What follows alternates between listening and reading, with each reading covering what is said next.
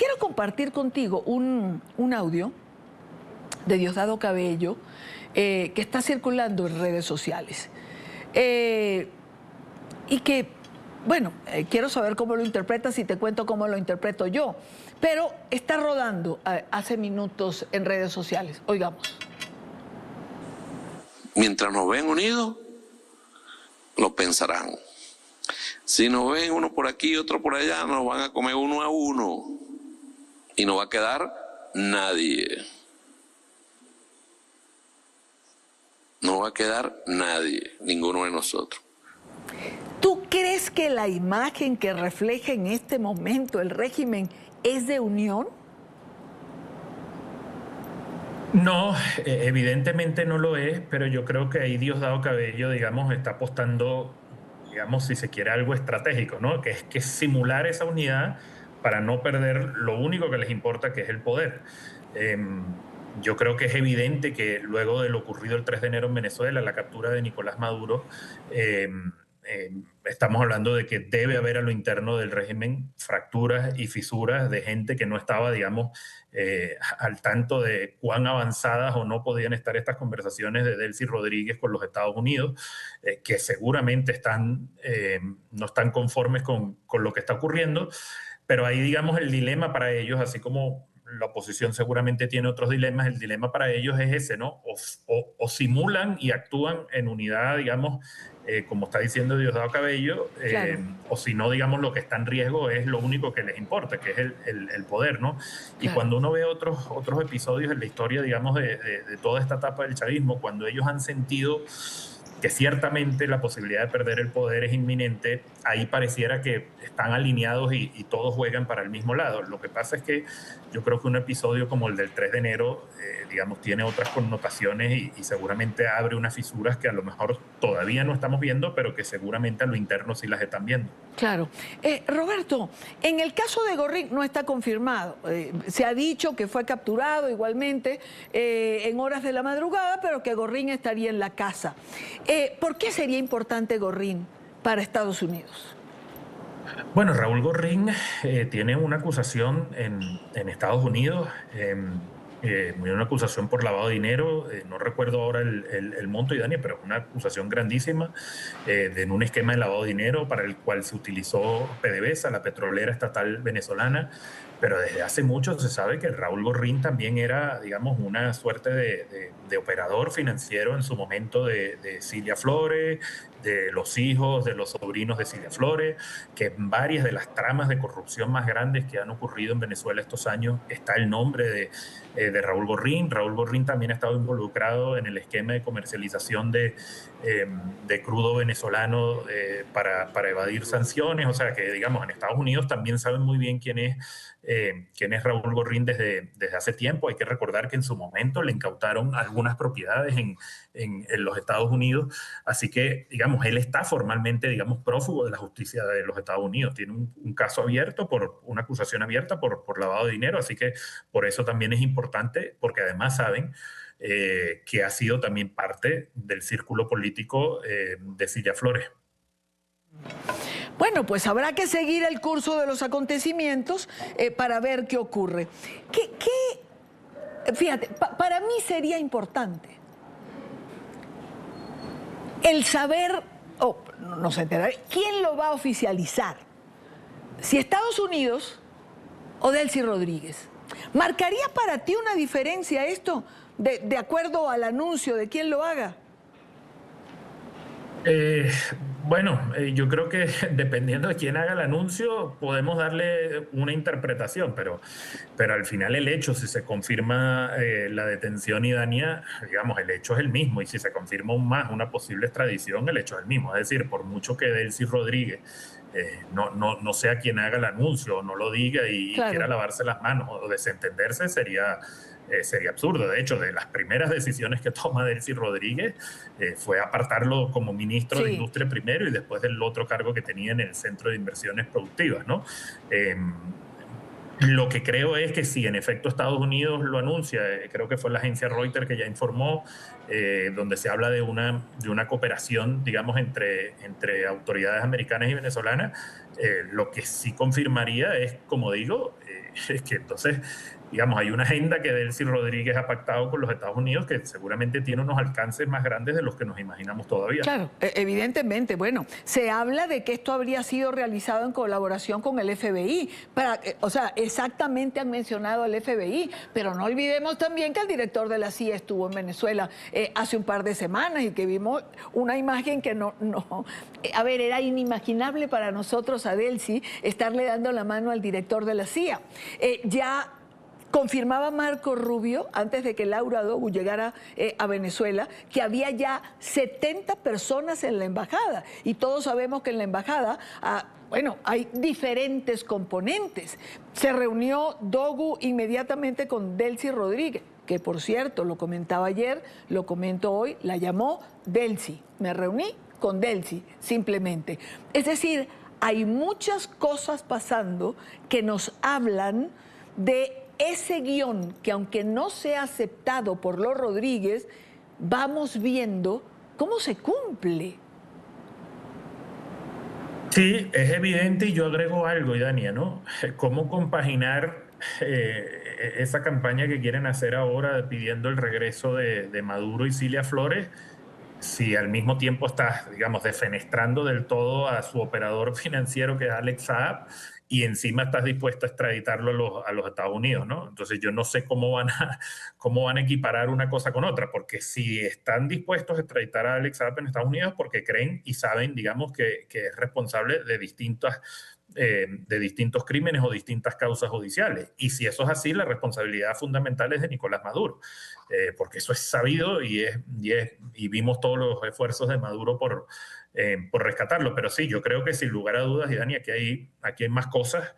Evidentemente los Rodríguez intentarán hacer su juego de complacer en lo que puedan y con tal de digamos, preservar ese objetivo, ¿no? Que es quedarse en el poder, pero es evidente que hay una presión y hay unos compromisos que están avanzando. Yo no sé si es casualidad o no, pero cuando hacías la pregunta recordaba que el día que Delcy Rodríguez anuncia que ya Alex Saab no es más ministro de Industria fue el día que ella se vio con el director de la CIA en Venezuela. Ahora, yo no sé si fue simple casualidad o fue un pedido expreso de exacto, si fue simple casualidad o qué fue lo que pasó allí. Roberto. Sí, yo no lo sé. No, ni yo tampoco, ¿no? Pero bueno, tenemos todo el derecho del mundo a especular, porque es que estamos viendo cosas vederes, Sancho, ¿no? Estamos viendo cosas que realmente, caray, uno dice, además cada vez que pasa algo y que nos llamamos entre nosotros, es como, es cierto, ¿te enteraste? ¿De verdad? Porque pues no deja de haber cierta sorpresa en cada actuación o en cada noticia que nos dan.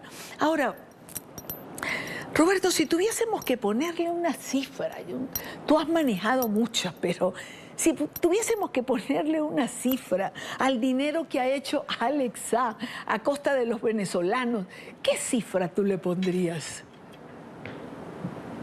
Yo siempre digo que hasta ahora nosotros hemos visto parte de la película, no la tenemos completa, porque bueno, como periodistas también tenemos límites, ¿no? No tenemos acceso a toda la información que quisiéramos. Pero si uno analiza solo y se concentra solo en el periodo de 2013, momento en que Maduro asume el poder en Venezuela, hasta el momento en que Alex Saab fue detenido en Cabo Verde, que eso fue en junio del 2020, estamos hablando de 7 años, yo puedo afirmar y se puede demostrar que Alex Saab tuvo negocios por al menos $10.000 millones en Venezuela. Esto incluye el negocio de las casas, de la construcción de casas prefabricadas. Por cierto, casas que a día de hoy hay muchas que no se han construido a día de hoy. El negocio aquel de Trenac, una petrolera fantasmal a la que le dieron un contrato en su momento de $4.000 millones, PDVSA, y estaba detrás Alex Saab y su socio Álvaro Pulido, el negocio de los CLAP que manejaron varios miles de millones, el negocio del comercio, digamos, furtivo casi del petróleo venezolano y el negocio del casi que el contrabando del oro venezolano. Eso, digamos, por documentos vistos, si uno suma contratos, fácilmente estamos hablando de $10.000 millones, un dinero, por cierto, Idania, que estaba, digamos, que se le estaba asignando a este señor en estos contratos en la peor crisis socioeconómica que hayamos visto los venezolanos, pero además un dinero que nadie fiscalizaba, que nadie auditaba y que sencillamente se le daban a este señor porque, bueno, era un hombre cercano a Nicolás Maduro y Cilia Flores y así lo decidían ellos. Definitivamente, lo que sí tenemos claro es que los delitos de Alex Saab también sobrepasan la imaginación y que no somos capaces de ponerle cifras a todo eso, pero caray, a costa del pueblo venezolano. Por cierto, también en esta tarde de información, de moverse, parece, igual esto forma parte, digamos, de la información que se está manejando, que ayer hubo un problema, digamos, en las minas de oro, relativos a las minas de oro que maneja Alex Saab, y que esto habría generado también un roce, digamos, dentro de esa cúpula del chavismo. Recordemos que, digamos, toda esta zona del arco minero la tienen repartida, los que son de Nicolás, los que son de Nicolásito, los que tiene Padrino López, todo lo que tiene que ver con el oro. Y que en el manejo de esa app algún problema se presentó. No conozco cuál sea, pero creo, o por lo menos eso dicen, que esto fue un punto también de fricción. Sí, y yo tengo una versión similar, Idania, e incluso la versión inicial que tenía en la mañana era que el arresto se había producido, la detención se había producido anoche y que eso había ocurrido antes. Digamos, tú decías y que bueno, que se han repartido el arco minero, pero es que no, Daniela, sabes que se han repartido el país, es lo que yo decía antes. O sea, si uno ve, digamos, la tragedia de Venezuela todos estos años, además de, como digo, el componente autoritario del régimen, uno ve que lo que ha habido es un reparto del país. O sea, uno perfectamente durante todos estos años uno puede trazar esa pugna interna que tienen esas distintas facciones del chavismo, por ejemplo, en el control de PDVSA. En su momento fue Manuel Quevedo, que era un militar, que era como representando los intereses de Diosdado Cabello, pero en su momento era Carlos Eric Malpica Flores, vicepresidente financiero de PDVSA, porque es el sobrino de Cilia Flores. Después era Tarek El Aizami con sus propios intereses y su propia red de empresarios. En fin, digamos, estos manejos son los que se instauraron en Venezuela y, digamos, son a los que han recurrido con tal de preservar el poder, ¿no? Entonces, quien tiene el poder político reparte no solo el arco minero, sino reparte PDVSA, repartía los contratos de los CLAP, y así se explica, digamos, la tragedia venezolana y se explica el desfalco de todos estos años. Yo siempre digo, es muy difícil resumir la crisis venezolana en uno o dos factores, pero sin lugar a dudas uno de los, si no es el primero, el segundo, el tercero sí lo es la corrupción. Es decir, lo que se ha vivido en Venezuela estos años es colosal, el desfalco es colosal, las cifras son gigantescas, son las cifras que equivalen al PIB de varios países pequeños y que permitirían hoy en día incluso la reconstrucción de la propia Venezuela, pero lamentablemente es dinero que se desperdició y se ha desperdiciado y se ha perdido en cuentas en paraísos fiscales, en bienes muebles, ya no solo en Miami, sino también en los Emiratos Árabes o Turquía, por poner unos ejemplos. Terrible es la realidad y de lo que nos iremos enterando a partir de ahora, porque seguro, y como tú señalas, hay cosas que no sabemos. Roberto, gracias por acompañarme, gracias por la información, gracias por ampliar además todo lo que tiene que ver con este caso de Alex Saab, que habrá entonces que ver si se concreta, que se extradite a los Estados Unidos. Particularmente creo que por el camino que van las cosas, yo creo que va a llegar a Estados Unidos. Te agradezco mucho, Roberto, un abrazo grande. Gracias a ustedes, y Dani, un gusto como siempre. Igual. Yo me quedo con esas afirmaciones, ¿no? Duras, difíciles de digerir, de Roberto Denis, que es uno de los periodistas de investigación que ha manejado mayor información en relación a Alex Saab. Roberto Denis, del portal Armando Info. No es que se han repartido el arco minero, es que se han repartido el país. El desfalco a Venezuela y a los venezolanos, creo que esta frase se me va a grabar, corresponde al PIB, al Producto Interno Bruto de varios países pequeños. Con esa sola cantidad de dinero que se han desfalcado, estos que se han dicho revolucionarios, podía reconstruirse Venezuela. Estos que llegaron prometiendo una revolución para acabar con la corrupción, terminaron siendo más corruptos que cualquier corrupto que hayamos conocido en la historia de Venezuela. Han sometido al pueblo a la miseria, al hambre, a la falta de medicamentos. Han dictado pena de muerte, no solo por los que han asesinado, sino por los que han muerto por la negligencia en ese mal gobernar que hemos visto a lo largo de tantos años. Y ojalá que no solo sea Alep Sá a quien tengamos que ver caer, sino todo aquel que por corrupción, por negligencia, por complicidad, prefirió mirar para otro lado y hacerse simplemente al lado, a ver si le caía algo en esta piñata de estos años en que los chavistas se han repartido a Venezuela.